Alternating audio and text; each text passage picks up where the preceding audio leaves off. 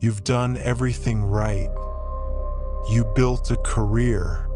You raised a family. You fought through illness, loss, disappointment.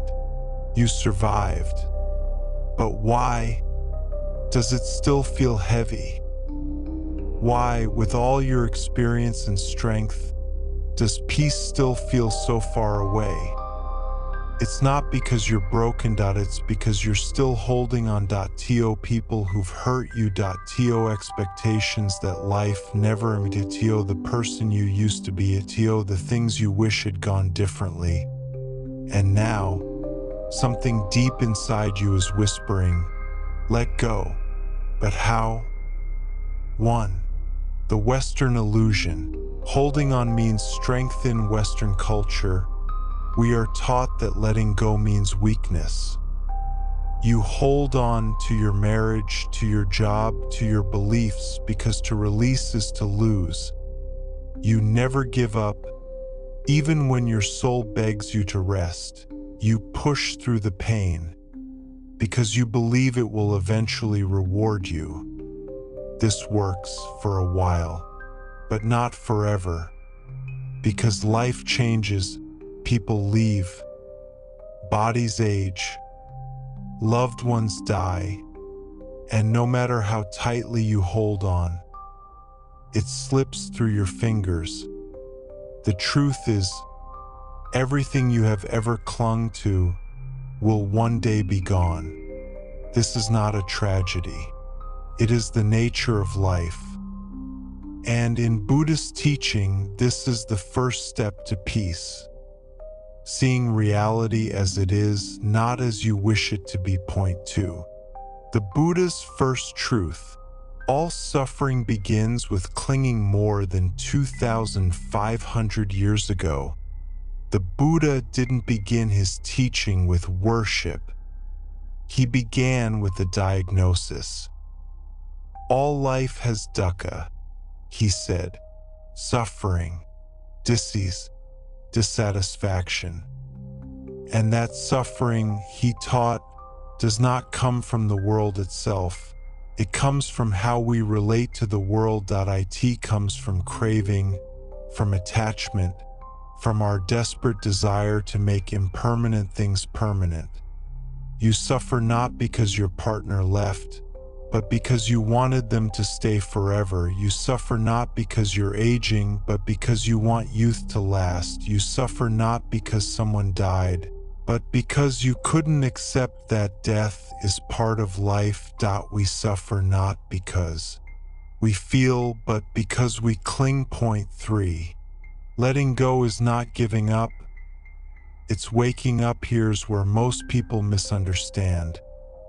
Letting go does not mean letting people walk all over you. It doesn't mean losing your memory, or becoming cold, or pretending you don't care.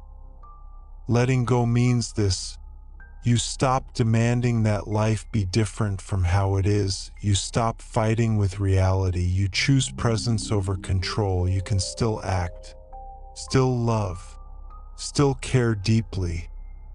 But you no longer carry what is not yours to carry. You no longer grasp at the wind. Letting go is not passive.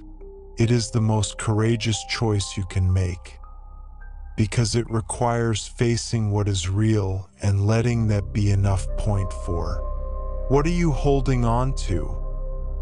If you're over 50, you've lived through decades of joy and pain.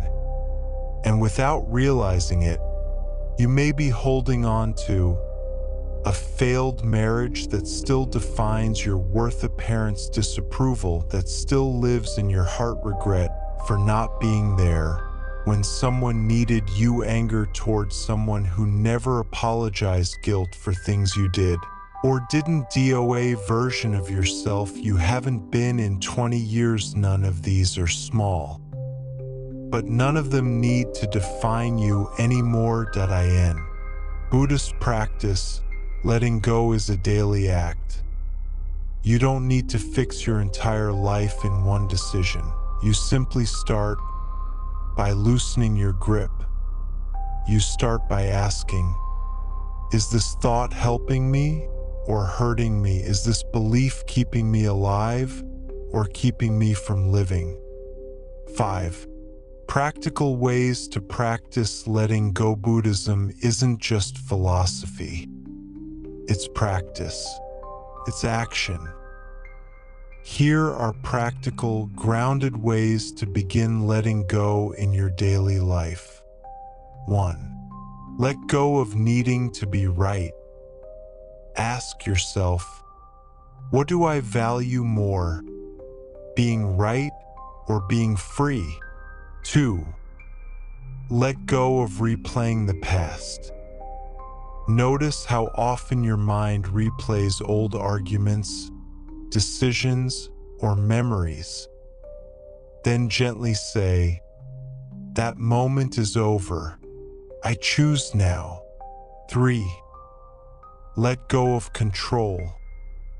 Breathe into the chaos. Accept that some things you cannot fix. What if the goal isn't to solve, but to witness? 4. Let go of the story. You are not your divorce, not your job title, not your mistakes. You are what's left when the story fades. Consciousness, kindness, awareness. 5. Let go of resistance. When pain arises, don't push it away. Say, this too belongs. What you resist persists. What you accept dissolves. 6. What the Buddha taught about peace. The Buddha never promised a perfect life. He promised peace, not through control, but through clarity. Peace comes from within. Do not seek it without. Holding on to anger is like grasping a hot coal. You are the one who gets burned. You only lose what you cling to. The spiritual path is not about escape. It is about intimacy with reality. Letting go isn't the end of love. It's the beginning of true love. Love that isn't rooted in possession or fear or control. Love that allows people and yourself to be free. 7. The freedom on the other side of letting go. So what happens when you finally let go? You stop reliving the same arguments in your head. You stop trying to fix other people. You stop comparing yourself to who you used to be. You forgive, not because they deserve it, but because you deserve peace. You stop waiting for closure. You become your own closure. You find joy in a sunrise, stillness in a breath. You cry when you need to. You smile when you're moved. You don't run from emotion, but you no longer drown in it.